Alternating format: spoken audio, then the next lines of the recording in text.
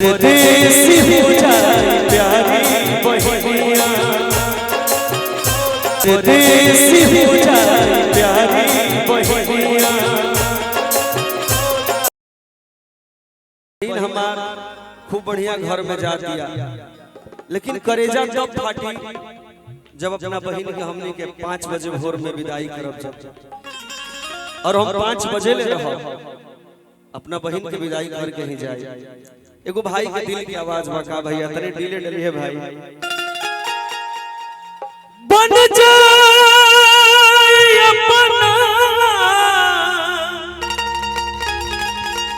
और सजन के सजनिया, परदेसी हो जाए प्यारी बहनिया, परदेसी हो जाए प्यारी बहनिया। चल जाए ससुराल, तनी कम रखो, गुंजे वाला कम रखो, तनी हमार आवाज बुझाए के चाहिए गमका कहत। चल जाए ससुराल साजन के साथे,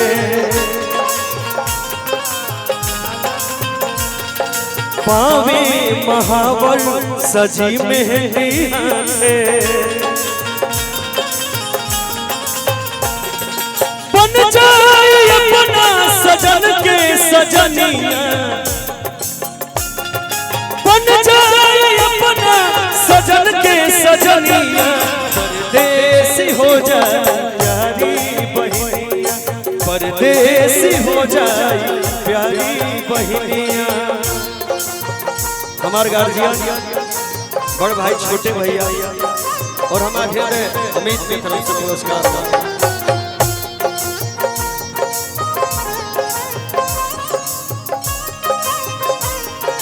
बोला भैया।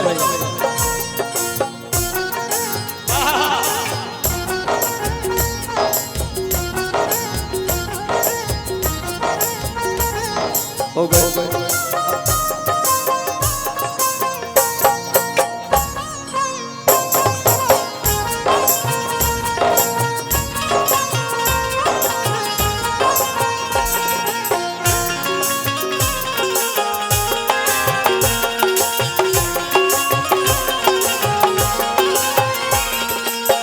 और का भैया।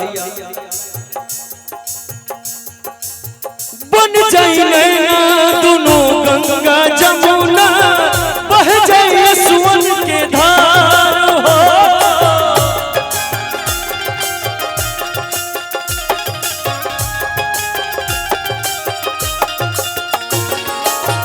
बन जाए नैना दोनों गंगा जमुना, बह जाए सुवन के धार।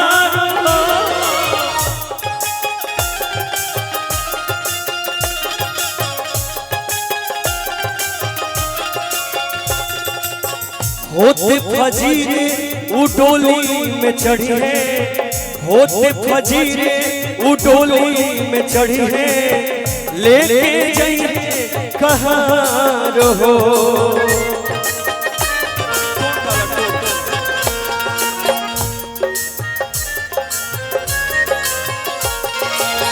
बन जाए